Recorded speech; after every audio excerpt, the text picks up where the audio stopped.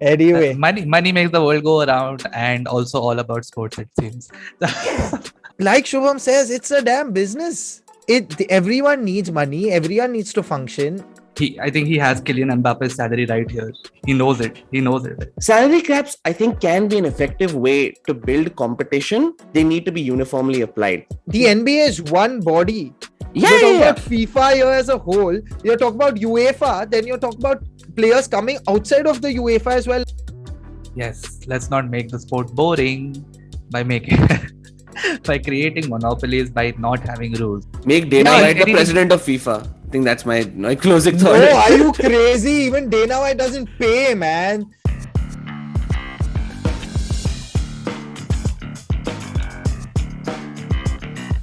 Hey everyone, welcome to another episode of All About Sports, the podcast, a podcast for the fans, by the fans. Now, just before we start off today's episode, I'd like to tell you what we covered the previous time. We spoke about the T20 World Cup, things we liked, didn't like, how it was going at that point, and what are the specific things which this T20 World Cup brought to us, and what we foresee about the game in the coming years, considering the new format in terms of how many teams play and how often the World Cup is played. So do check that episode out as well. And for today's episode, we're going to talk about salary caps. And I have my esteemed co-host with me for this one. Mazhar, say hi. Hey, everyone. Krishnan. What up? So, Shubham Malu, our fourth co-host, is kind of facing a health glitch. More power to him. He's going to come back stronger in the next episodes. He's the money guy. I would love to have had him on this episode. Just talking about salary caps. I think he has Kylian Mbappe's salary right here. He knows it. Right. This is the club endorsement money. This is the Nike endorsement money. This is the PSG money. But anyway, before we head on, I'd like to tell everyone that we conducted a poll on our Instagram where we asked our followers what they thought about implementing a salary cap across sports. It was close to a 60-40 response where people thought that yes, a salary cap is required. It's to have a salary cap in place would probably help the sport. Some of the responses which we got in our DMs, I like to read them out. One was from our in-house F1 expert. I can't even call him a guest anymore. He makes as many appearances as us in the season, I feel. Fozel basically said that yes, salary caps will help because it helps preventing club monopolies. For example, he took some names: PSG, City, Barcelona, even, and also he spoke about footballers moving for money to countries like China, where a big hefty salary has come in handy for them to move to, well, what is rather not even a great place to play, right? Similarly, we had Danish, who has also been a guest on the podcast, who mentioned that salary caps have an impact on everything surrounding sport, and they will help maintain a competitive edge in sport. This is, again, it's more to do with restricting the use of a team's financial power to boost performance, right? As opposed to actual merit in the performance. Coming to what Arjun Gupta said, we did an episode with him as well. He said that he feels that there should be a base salary and there should be room for incentives like clean sheets or for goals or hat tricks, which is almost like a FIFA-esque concept if I've ever heard one. And who knows how that plays out in the real life and whether it actually is or not uh, already in play, and how, having more public details about the same would help. But I think you only hear what Fabrizio says about players' contracts, right? And not too much more. But now diving into what we think about this, I'm going to throw it open to my co-host Mazhar. I want you to go first. Tell me what you think about something like a salary cap. And all right, before you start off with salary caps in general, which sport do you think has the biggest performance disparity caused because of financial reasons? So, before I actually jump into all of this, congratulations to Australia, T20 World Cup champions. I hate to say it, but yeah, We are well all so deserved. happy for Australia. Good job. I'm sure the whole cricketing universe who's not like every team, like even if you're not a New Zealand fan, basically every country except for Australia is rooting for New Zealand in this game. But I guess Exactly, yeah. literally. Pretty much. Literally every other country. It's India for sure, England for sure, South Africa for sure, Sri Lanka, Pakistan for sure. So it's so true. PNG, Hong Kong, Namibia, Scotland, all of them. Probably all of them, but yeah, but I guess I don't know, man. I don't know how they just keep winning when it comes to these ICC tournaments. But anyway, I'm done with. I did my part of being the bigger person, and let's move on. Now, coming to Gui, your question, I think it's pretty evident. I'm not sure if I can say this as a matter of fact, but on the face of things, it seems like the biggest disparity has been in football, and that's not only because we follow that the most. I'd probably say it's because of how much the media also covers it.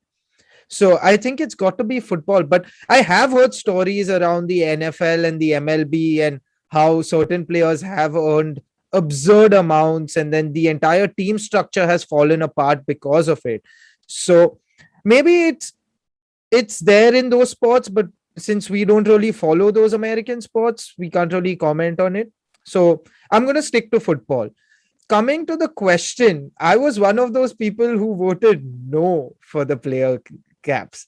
And there are many reasons for it. And the biggest reason for me is, I think I'll use this example because I think it's the best example to use. I'm going with Fulham because Mitrovic earns £90,000 a week playing in the championship.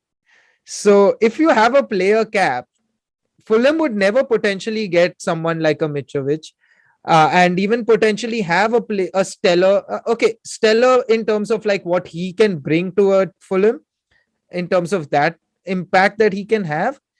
If you can't bring in talent and into a team that's playing in the championship that is vying for a place in the Premier League, then it's just the same case, right? Where most teams that get promoted are just basically playing for survival, and then they're trying to get those balloon payments.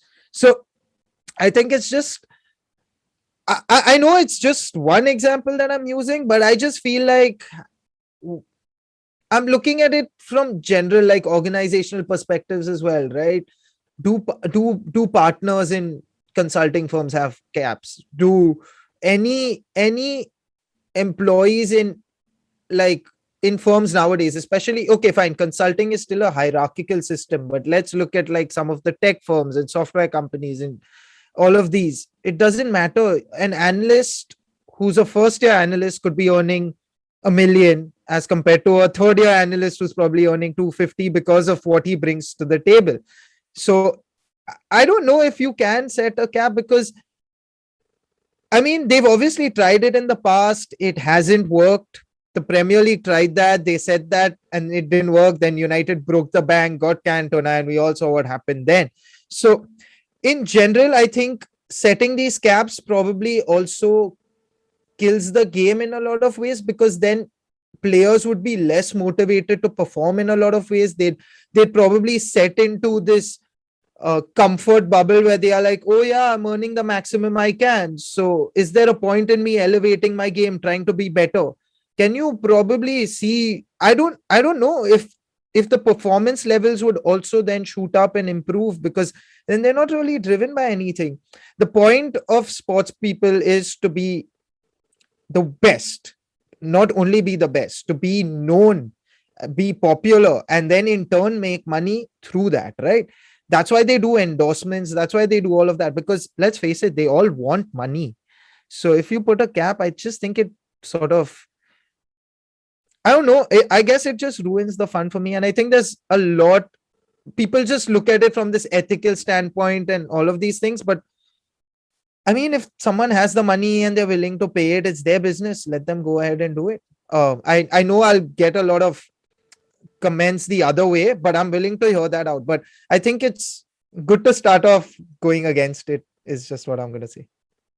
So I was thinking about now once you said it, and considering I think most people's thoughts are kind of surrounding around clubs they follow, or clubs which actually kind of shat on the teams they follow because they have so much money.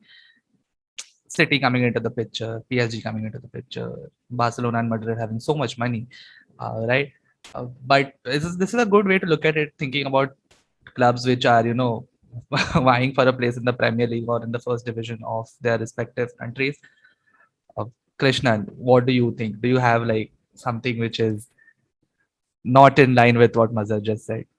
I was gonna say I agree with a lot of what Mazhar said, and I disagree with some of what Mazhar said, which is why I kind of like this discussion. And I think in general we saw it was a pretty polarizing conversation.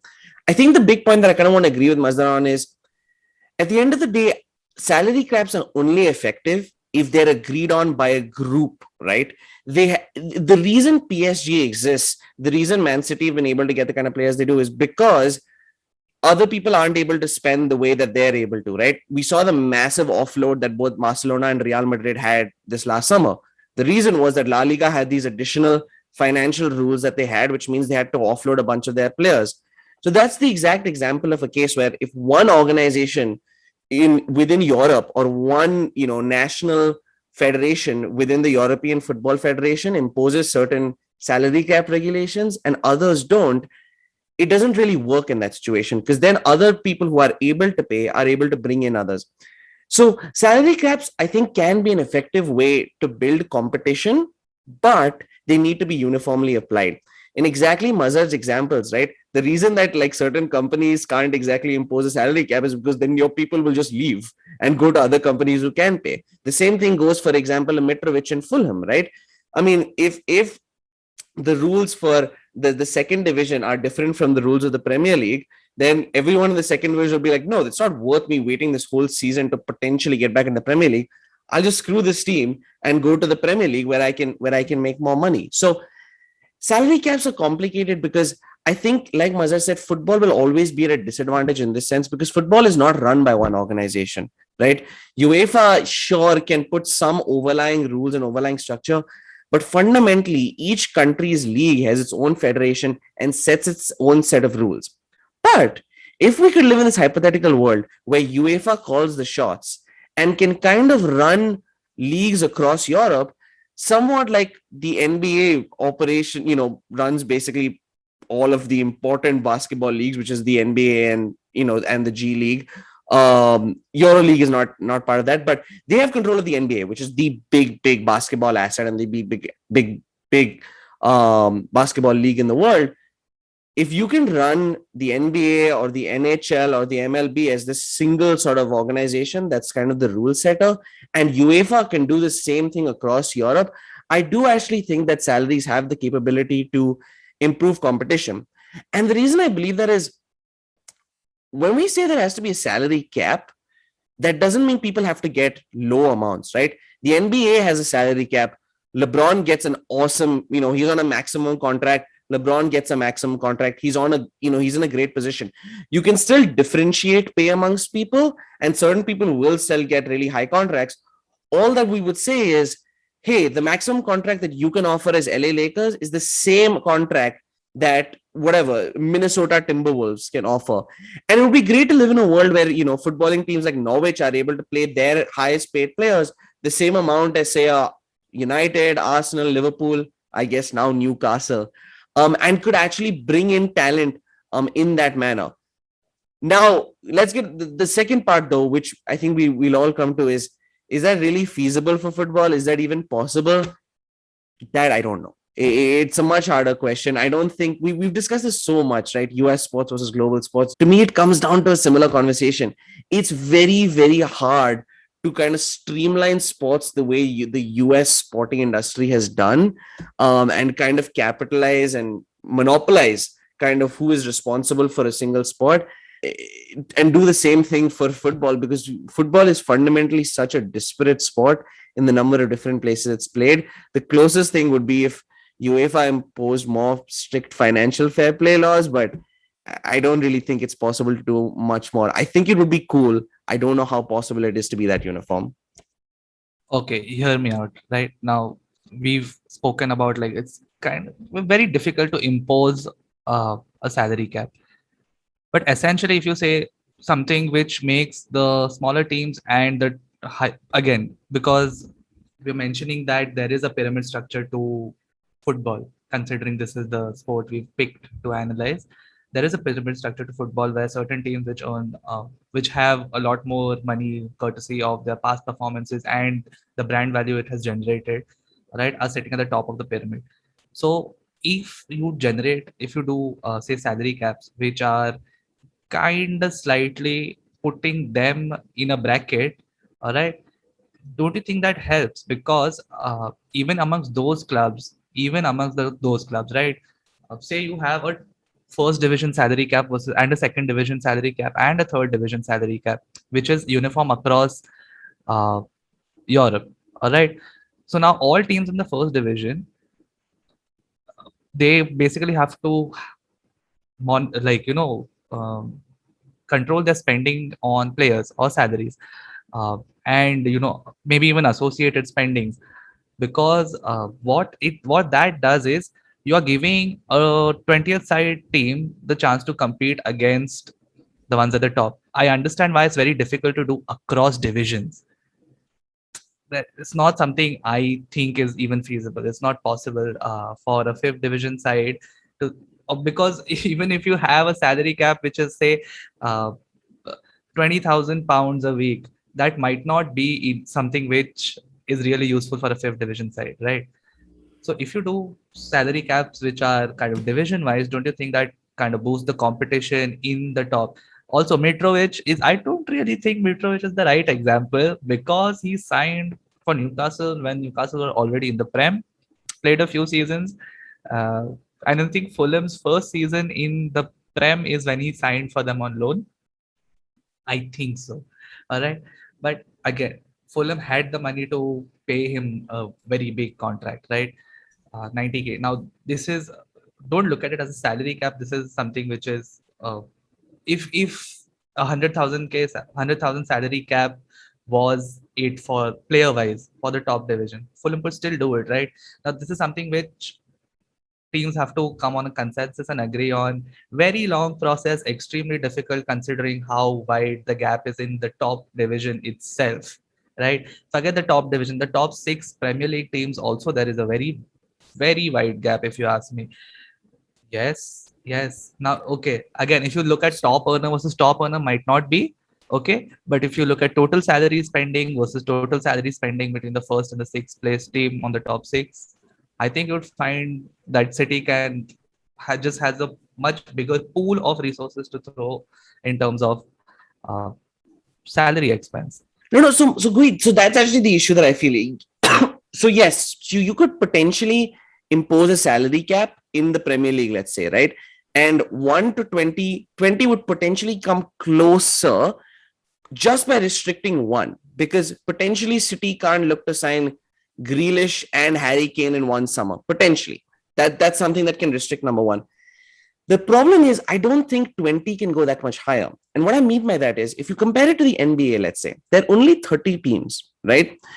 Which means ownership, the difference in actual like net worth of ownership is reasonable, but not as disparate as it is in the Premier League. And the reason is, it's just a matter of numbers, right? Because there are 20, let's say there are 8 big leagues, 20 teams in each big league in football across Europe. That creates there aren't 160 160 men who are men or women, extremely sorry, there aren't 160 organizations which are big enough to have competing resources or financial power to be on a level playing field is what you're getting at. Exactly. And the thing is, you don't want the salary cap to be too low to the point where you can't even have like a team like say like say Tottenham's team, right? Like I think we still want to have like reasonably good players coming in. We still want like decent teams, the same way the NBA still allows decent teams. The problem is, if we set the salary cap at that, a team like Norwich isn't going to be able to come anywhere close to that because they just fundamentally don't have the same level of spending power. So you'll bring it closer. I think the salary cap actually does help bring the Premier League closer, but it'll never be like the beautiful randomness of American sports, where like Golden State has gone from winning from winning 3 years, going to the final 4 years in a row, to then getting a lottery pick the second year. And there's no draft system. That's another thing that probably contributes to it. But I don't know what your thoughts are. So right, Krishnan. So many things that you were spot on about, and I was going to highlight as well. But another big thing is, let's face it, viewership brings in so much money. Yeah, are you going to tell me so how can you even talk about having these salary caps from that point of view? Because there's no way that people are going to watch more of Norwich games as compared to Manchester United games, right? So you cannot have these things because it's not viable from a business point of view. Everyone's talking about, oh yeah, it's easy to set a salary cap. At the end of the day, I'm going to use Shubham. Shubham's ghost seems to be lurking around me right now. But like Shubham says, it's a damn business. Everyone needs money. Everyone needs to function. The ownership is such that for a lot of them, this is not about passion. This is not about winning silverware or having their teams necessarily winning trophies to be successful. For them, it's that bottom line which matters. That's why United's owners right now are happy with top four, because they are going to get those balloon payments, they are going to get those bonuses, they are going to get the television rights. That silverware is just for the fans, and that is just like appeasement in a lot of ways. It's different for Chelsea because the owner genuinely loves football and loves his team and wants them to win trophies first, and then the money coming in is an added bonus. It's the opposite for a lot of these other teams. So it just doesn't make any financial sense. Never mind all of that. And like I said, comes back down. Think if you were a player and if tomorrow you are told that you will be earning 200,000 a week. Now you'll go back and be like, man, this guy was earning 500,000. Why do I have to settle for 200,000? And then he'll just and then you'll tell me that, oh yeah, he doesn't have a choice. This is his life. Now he has to do this. He can't switch industries. He'll go and play in China. Your implementation that you're talking about is not realistic. Let's face it. FIFA themselves suggested implementation. That's what I'm saying. Suggested implementation, but it's not going to happen because in the real world scenario, it'll never work. It's just a broken system because eventually players will revolt. Eventually there'll be one of those guys who'll come up and be like, hey, listen, I deserve more. 200,000 is not enough. That's how it happened, right? In the beginning as well. Yeah. When the Premier League was created, before that, they had tried the salary cap in the old English system. Didn't work. That's why then the bigger clubs were like, hey, we want a bigger chunk of money as well. They created the Premier League. So it's just one of those things. It'll be a vicious cycle. They'll get the player caps in. Again, there'll be like a group of players who will revolt and won't play, who have a massive fan following. So then eventually organizations will have to succumb to it. Let it be as is. I think what can be done though is, like Krishnan said, having team caps. Sadly, in football, what we've seen is there's so many workarounds around financial fair play. They definitely need some rule changing around there and more stringent laws, and not bend down to these teams. Sadly, money makes the world go round. Those bigger teams pay off, fill the pockets of those in charge, and that's how it works. What I was although hoping for, in case something like salary caps or whatever forms a more level playing field in terms of football clubs does come in, is footballers going actually for what is presented to them as a project, right, as opposed to money. There at this moment there could be a lot of players who pick a side which is offering them more money, doesn't really have the best manager or the squad, all right, and are being offered to come there just for financial reasons, as opposed to a team offering them a place in the starting 11 which has a set vision, a very good team around them, okay, a competitive 11, all right, where it can be slightly difficult to get in, but you will definitely be part of a side which is competitive just by sheer merit. But Gui, Or just one more thing. Are you telling me the Premier League is not competitive right now? I see, think it's supremely competitive at all levels.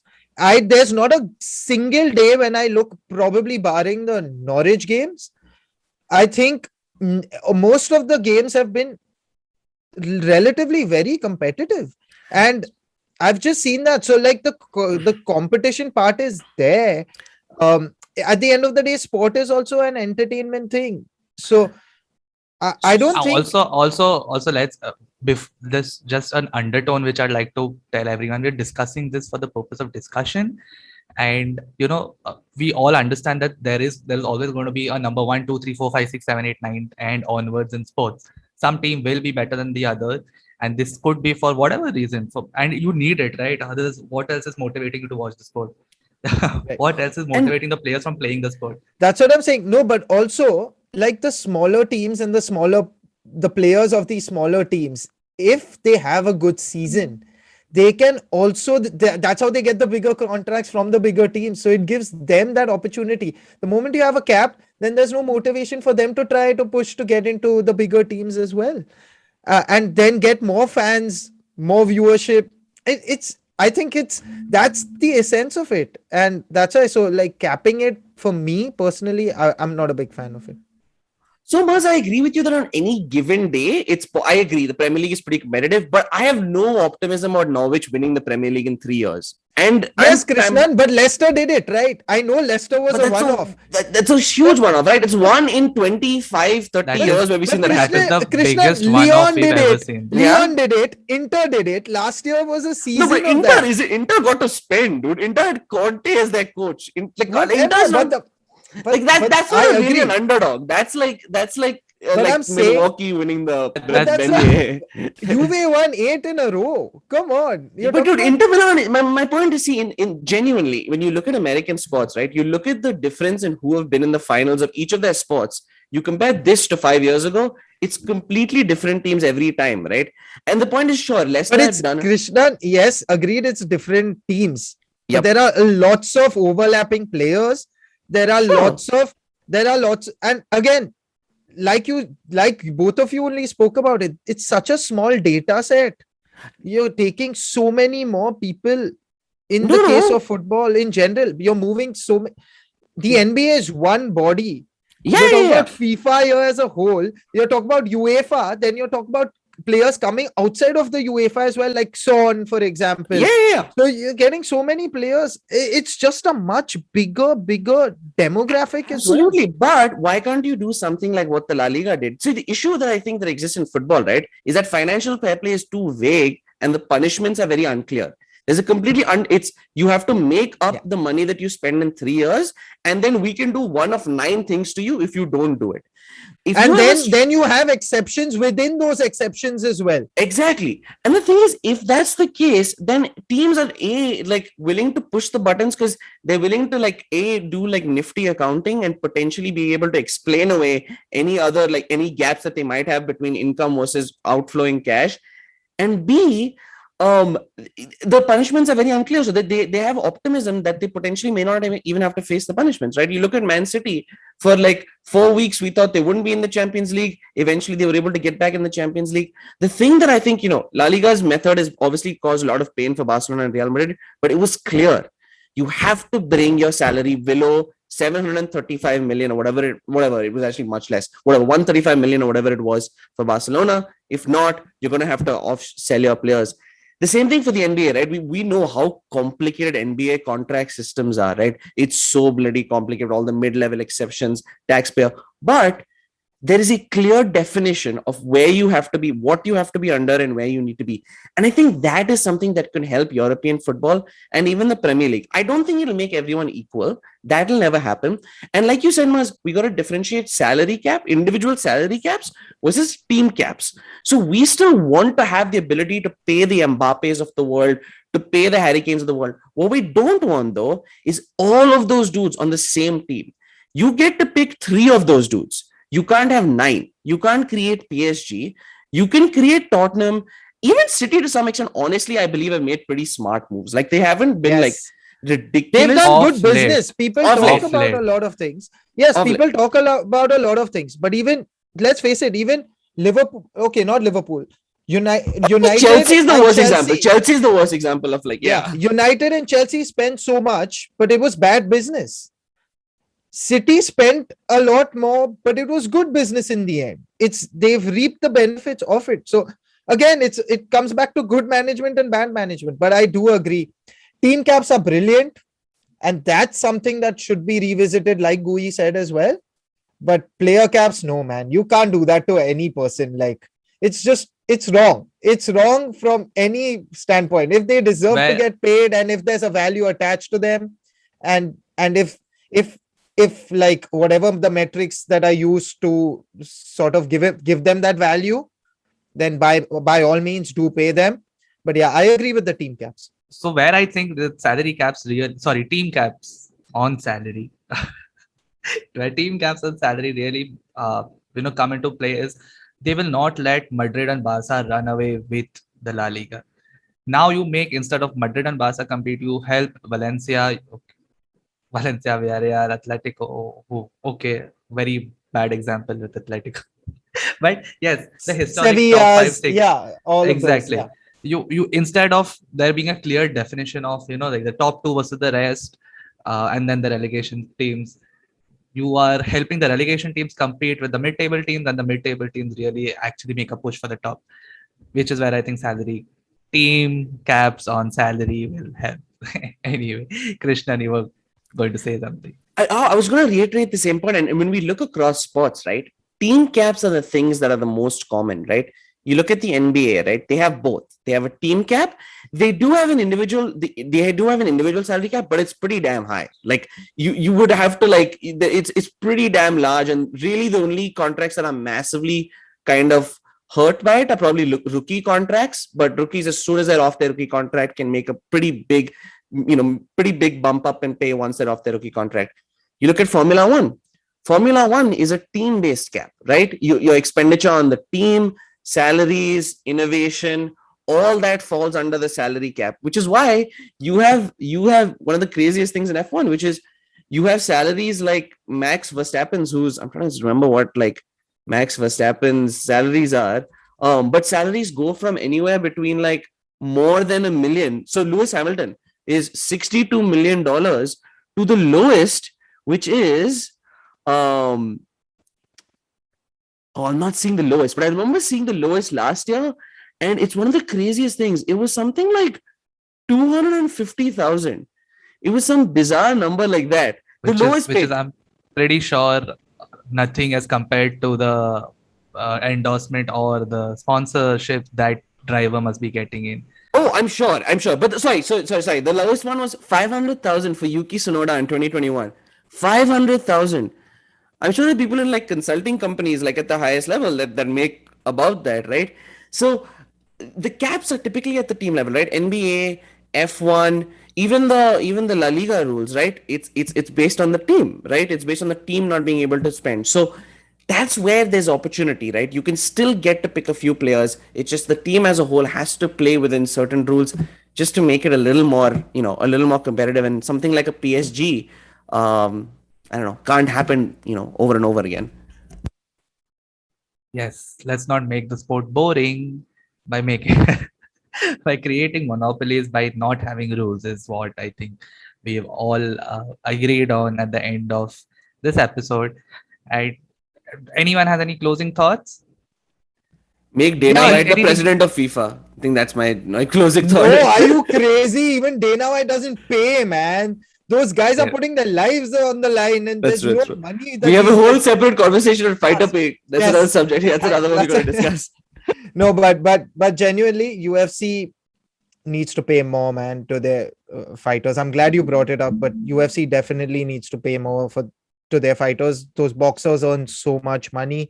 Jake Paul's earning more than these guys. Kamaru Usman is defending his title like it's as if he's selling donuts at Krispy Kreme or something, but it's ridiculous, and he's just not getting paid for it. So things need to change in the UFC for sure.